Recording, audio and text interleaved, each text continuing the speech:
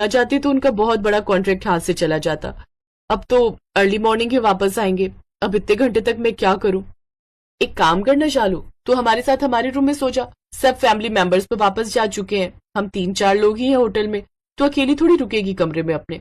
नहीं नहीं, कोई बात नहीं, मैं सो जाऊंगी। तुम और विनय जीजू आराम से सो जाओ, और किसी भी चीज की जरूरत हो तो नीचे रिसेप्शन पर कॉल कर देना, वो तुम्हें भिजवा देंगे। मैं भी सो जाती हूँ, कल रात शादी की वजह से पूरी रात सोए ही नहीं। विनय और अंजलि अपने कमरे में चले जाते हैं। शालू अपने कमरे में आ जाती है। शालू अंजलि के ससुर को आंख मारती है और जानबूझकर उसे अपनी ओर आकर्षित करती है। अंजलि का ससुर तो वैसे भी इन चीजों में आगे था।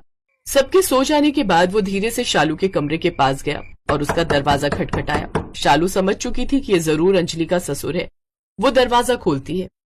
मैं आपका ही इंतजार कर रही थी, आपने तो मुझे बहुत तरसा दिया। अब बाहर मत खड़े रहो, जल्दी से अंदर आ जाओ, नहीं तो कोई देख लेगा। विनोद अंदर आ जाता है, पर वो ये नहीं जानता था कि शालू ने दरवाजा पूरी तरह से लॉक नहीं किया। शालू अंदर आती है और विनोद को बातों में फंसाने लगती है।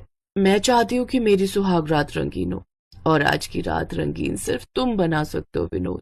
मुझे जल्दी से अपनी बाहों में भर लो।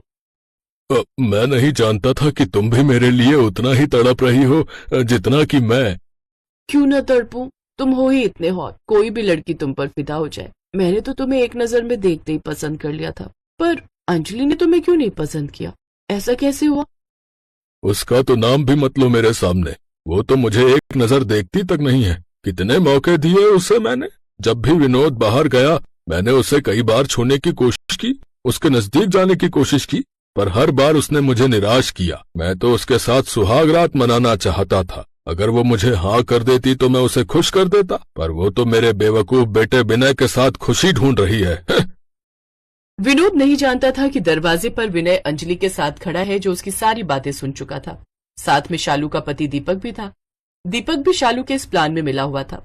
अपने पिता की घटिया सच्चाई विनय के सामने आ चुकी थी। उस दिन से विनय अपने पिता के साथ बिल्कुल रिश्ता तोड़ देता है और अपनी पत्नी अंजलि के साथ दूसरे घर में शिफ्ट हो जाता है।